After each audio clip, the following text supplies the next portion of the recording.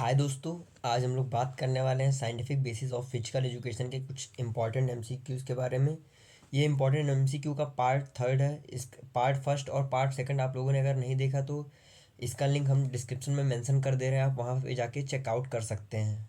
ठीक है, तो चलिए आगे बढ़ते हैं और पढ़ते हैं। पहला क्वेश्चन हम लोग का क्या है? Which of the following is not a principle of first aid? मतलब इनमें से कौन सा फर्स्ट एड का प्रिंसिपल नहीं है?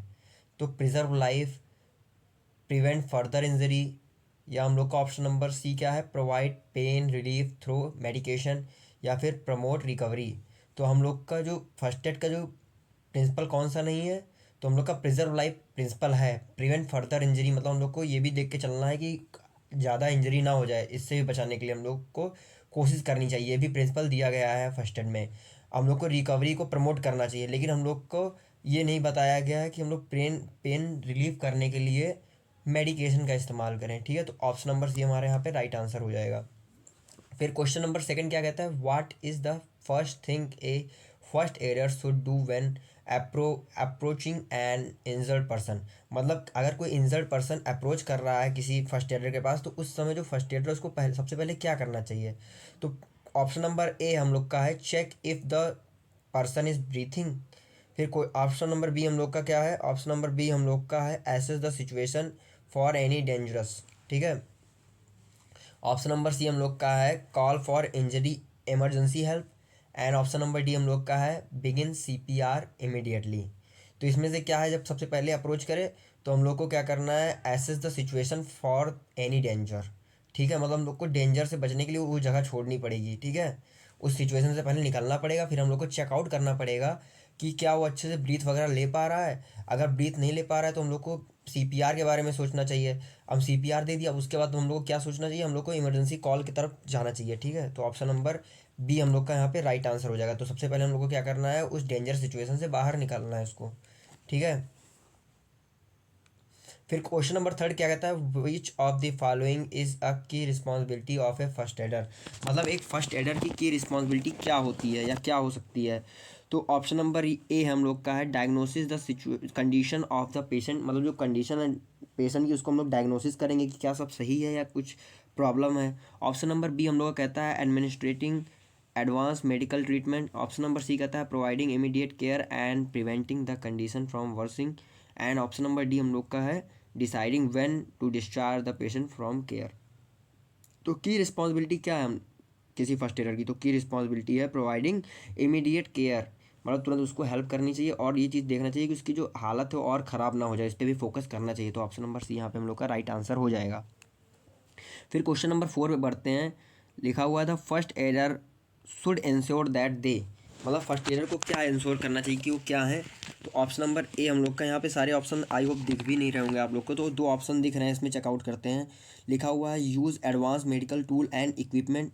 मतलब एडवांस इक्विपमेंट को यूज़ करना चाहिए उस समय। अब फर्स्ट एडर तो उसके पास लिमिटेड लिमिटेड इक्विपमेंट होंगे, है ना। फिर ऑप्शन नंबर बी हम लोग का क्या है? Do not move the injured person unless necessary. मतलब जब तक नेसेसरी ना हो, जब तक वहाँ डेंजर लोकेशन ना हो, तब तक उसको इंजर्ड पर्सन को इधर से उधर नहीं करना चाहिए। ठीक है, तो यहाँ ऑप्शन नंबर बी हम लोग का राइट आंसर हो जाएगा। तो चलिए आगे बढ़ते हैं। आगे बढ़ते हैं तो पांचवा क्वेश्चन हमारा कहता है which of the following action is appropriate for a first adder when they suspect A spinal injury?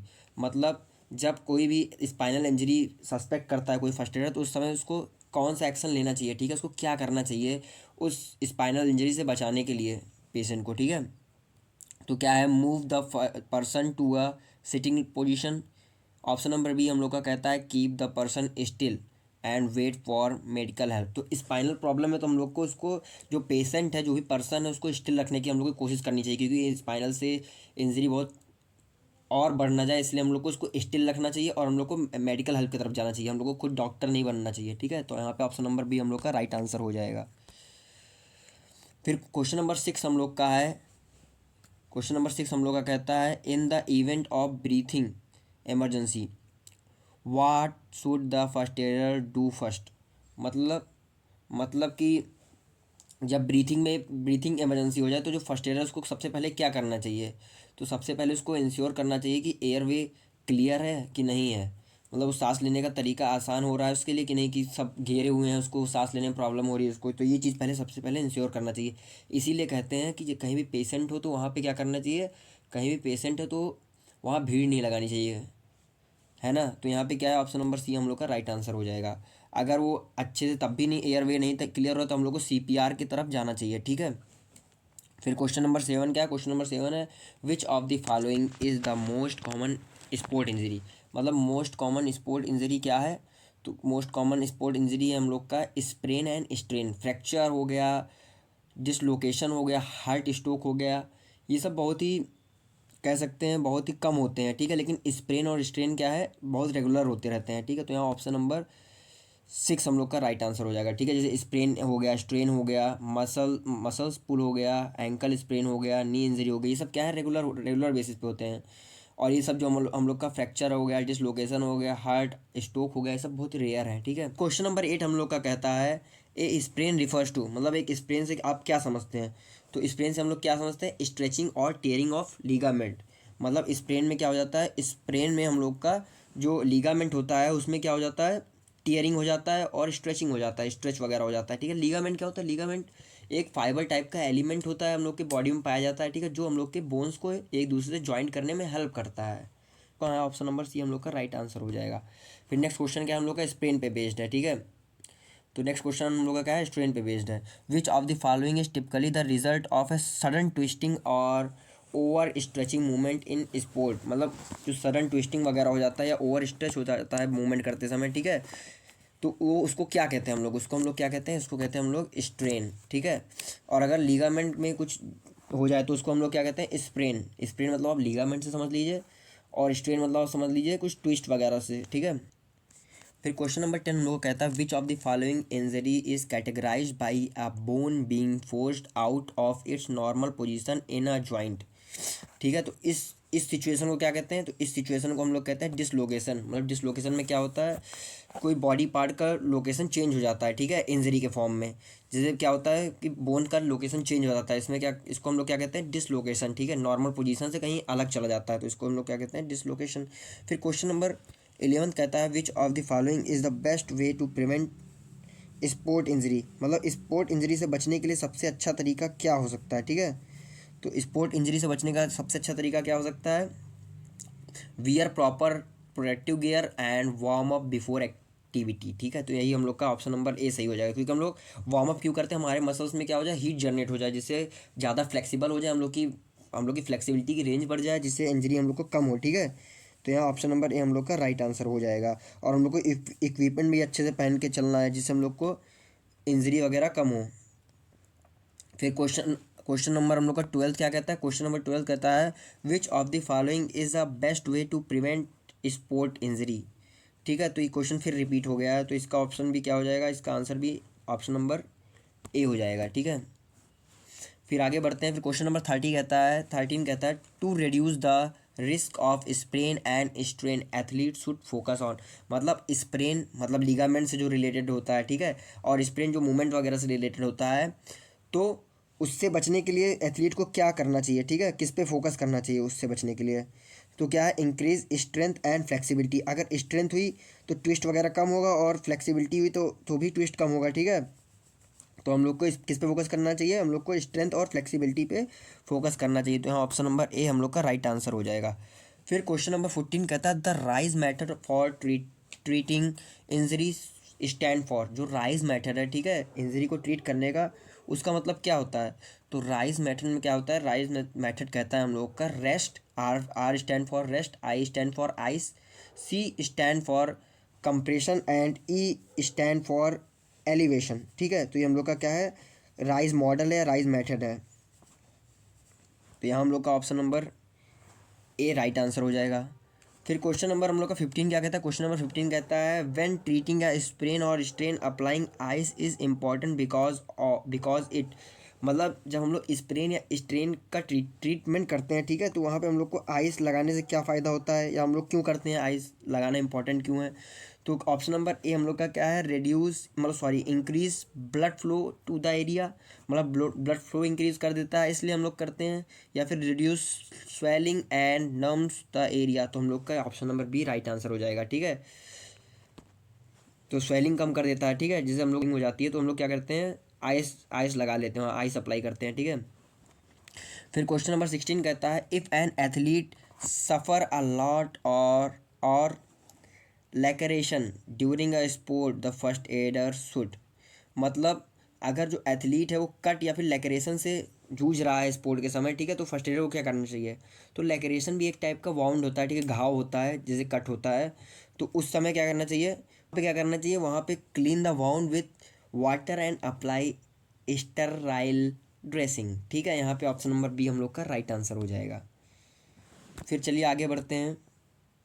फिर क्वेश्चन नंबर 17 हम लोग कहता है which of the following is the correct way to treat a fracture at the scene of an injury, ठीक है, मतलब injury के समय अगर कोई फ्रैक्चर वगैरह हो गया तो उसको ट्रीट करने का सबसे अच्छा तरीका क्या हो सकता है। तो क्या है, immobilise the injured area and avoid moving the person. तो मतलब जो हम लोग का जहाँ पे इंजर्ड पोजीशन है, ठीक है, जहाँ पे हम लोग का फ्रैक्चर हुआ उसको पहले हम लोग क्या करेंगे, स्थिर करने के बारे में सोचेंगे, और जो पेशेंट है उसको हम लोग चलने फिरने फिरने से रोकने की कोशिश करेंगे, ठीक है। यहाँ पे हम लोग का option number B right answer हो जाएगा। फिर क्वेश्चन नंबर 18 कहता है which of the following is the correct way to treat a fracture at the scene of injury, ये भी फिर रिपीट हो गया तो इसका भी वही आंसर हो जाएगा। फिर क्वेश्चन नंबर 19 हम लोग कहता है what is the most important action to make immediately after identifying a life threatening injury, मतलब कोई ऐसी कंडीशन आप किसी फर्स्ट एडर के सामने आ जाए कि उस समय जो पेशेंट है उसके मरने की कगार पे आ जाए, ठीक है, उसकी लाइफ से रिलेटेड प्रॉब्लम आ जाए कि मतलब वो जिएगा या फिर तुरंत मर ही जाएगा, ठीक है, इस तरह कंडीशन आ जाए, तो खुद डॉक्टर नहीं बनना है, तो हमें क्या करना है, हमें इमरजेंसी हेल्प की तरफ जाना है। तो यहाँ पे ऑप्शन नंबर बी हम लोग का राइट आंसर हो जाएगा। खुद सीपीआर वगैरह इसलिए परेशान नहीं होगी क्योंकि उसके मरने और जीने का सवाल है, ठीक है, तो वहाँ पे हम लोग को तुरंत इमरजेंसी को कॉल करना चाहिए। फिर हम लोग का क्वेश्चन है what should you do if an athlete suffer from a sprained ankle during a game, मतलब स्प्रेन्ड एंकल से अगर कोई एथलीट जूझ रहा है, ठीक है, तो हमें क्या करना चाहिए अगर हम उस जगह पे हैं, ठीक है, तो हमें उस जगह पे हम लोग को क्या करना चाहिए, तो वहाँ पे हम लोग को आइस को अप्लाई करना चाहिए, ठीक है, आइस अप्लाई करने से क्या होगा, आइस अप्लाई अप्लाई करने से स्वेलिंग कम होगी, ठीक है, एंड एलिवेट द फुट, और फुट को उठाना चाहिए बैठाना चाहिए, ठीक है, उससे क्या होगा, जिससे हम लोग का मूवमेंट बना रहे बॉडी इसमें।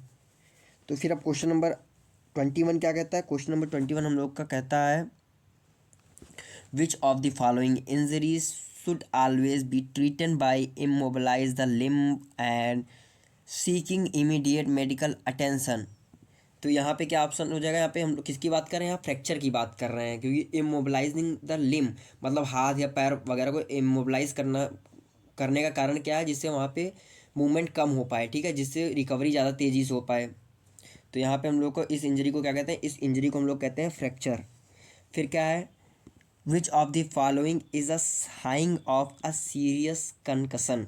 तो कंकशन मतलब क्या होता है, कंकशन एक ब्रेन रिलेटेड प्रॉब्लम है, ठीक है, ब्रेन रिलेटेड क्या है, एक प्रॉब्लम है, तो उसको हम लोग कंकशन कहते हैं, ठीक है। तो उसको उसका साइन क्या है, मतलब कैसे पहचानते हैं कि उसके कंकशन है, तो उसका साइन है डिसाइजनेस एंड कन्फ्यूज़न, ठीक है, डिसाइजनेस बना रहेगा और क्या होगा, कन्फ्यूज़न भी रहेगा। तो ये हम लोग का क्या है, ऑप्शन नंबर बी यहाँ पे राइट आंसर हो जाएगा। ये क्या है, एक प्रॉब्लम है माइंड रिलेटेड, ठीक है, कंकशन कहीं वर्ड आ जाए तो आप समझ लीजिए माइंड रिलेटेड प्रॉब्लम है। फिर क्या है when performing CPR on an adult how deep should the chest compression be, मतलब जब किसी को सीपीआर किसी एडल्ट को सीपीआर दे रहे हों तो उस समय जो चेस्ट है उसको कितना कंप्रेस करना चाहिए, मतलब कितना डीप तक कंप्रेस करना चाहिए। तो कितना डीप तक कंप्रेस करना चाहिए, तो अबाउट 2 इंचेस तक उसको क्या करना चाहिए, कंप्रेस करना चाहिए, तभी सीपीआर वर्क करता है अच्छे से, ठीक है, फॉर एडल्ट। फिर क्वेश्चन नंबर 24 कहता है what is the recommended ratio of chest compression to rescue breath CPR for an adult, ठीक है। तो क्या हो जाएगा यहाँ पे, कितने बार करना चाहिए, हाउ मेनी टाइम तो क्या है हम लोग का यहाँ पे ऑप्शन नंबर बी हम लोग का राइट आंसर हो जाएगा। 30 कंप्रेशन टू 2 ब्रीथ, मतलब 2 ब्रीथ पे 30 कंप्रेशन हम लोग को करना चाहिए, तभी वो CPR वर्क करेगा। फिर आगे बढ़ते हैं हम लोग। नेक्स्ट क्वेश्चन हम in case of cardiac arrest CPR should be started with इन, मतलब कभी हार्ट रिलेटेड कोई अरेस्ट आ जाए, कोई प्रॉब्लम आ जाए, ठीक है, या स्ट्रोक वगैरह आ जाए, तो उस समय CPR कितने देर में देना चाहिए हम लोग को, ठीक है। उस समय हम लोग को 1 मिनट में CPR दे देना चाहिए पेशेंट को, ठीक है। फिर क्या हम लोग का क्वेश्चन 26 वाला है, इसका आंसर आपको खुद देना है, ठीक है। तो क्या है, what is the best action to take when something has a deep cut, मतलब किसी के अगर डीप कट हो गया तो उस समय आपको क्या एक्शन लेना चाहिए। ऑप्शन नंबर ए क्या है, apply pressure with a clean cloth और बैंडेज। ऑप्शन नंबर बी हम लोग का है, leave the wound open to air. Option number C हम लोग का क्या है, wash the wound with hot water. या ऑप्शन नंबर डी है, apply ice to stop the bleeding. तो इसका आंसर आप लोग खुद कमेंट करेंगे, ठीक है। तो आई होप आपको वीडियो अच्छा लगा हो, हेल्पफुल लगा हो, तो please like, subscribe and share करना मत भूलिएगा। So thank you for watching.